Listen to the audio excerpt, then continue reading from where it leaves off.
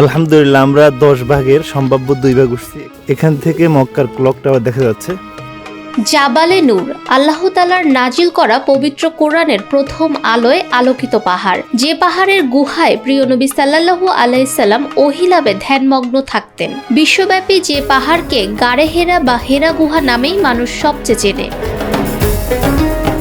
জাবালে নূর কিংবা হেরা গুহা সম্পর্কে জানতে মানুষের আগ্রহের শেষ নেই। জাবালে নূরে যে গুহায় বিশ্বনবী সাল্লাল্লাহু আলাইহি সাল্লাম ধ্যানমগ্ন থাকতেন, সেখানে ওঠা একদমই সহজ ছিল না। তখন ছিল না উপরে ওঠার কোনো সহজ পথ।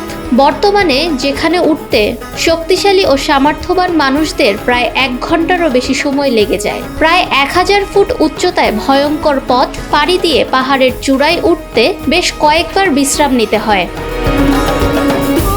সমতল ভূমি থেকে পাহাড়ের উপরের দিকে প্রায় 200 থেকে 250 ফুট পথ গাড়িতে যাওয়া যায়। সেখান থেকে 890 ফুট উচ্চতায় হেরা গুহা অবস্থিত। হেরা গুহায় যেতে আরও প্রায় 100 ফুট রাস্তা পাড়ি দিতে হয়।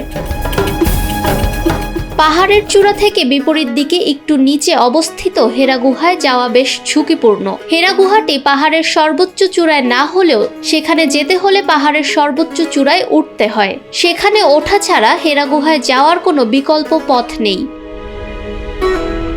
অনেকেই প্রিয় নবী সাল্লাল্লাহু আলাইহি সাল্লামের স্মৃতি বিজড়িত এই পাহাড় দেখতে যায় এবং হেরা গুহায় নামাজ আদায় করেন। সেখানে একজনের বেশি লোক নামাজ আদায় করা কষ্টকর হয়ে যায়। প্রিয় নবী যে গুহায় ধ্যান করেছিলেন সেটি আকারে অনেক ছোট। একজন সুঠামদেহী মানুষ ঠিকভাবে নড়াচড়া করতেই কষ্টকর হয়ে যায়। ফাহমিদা বিনতে আনোয়ার, নিরপেক্ষ।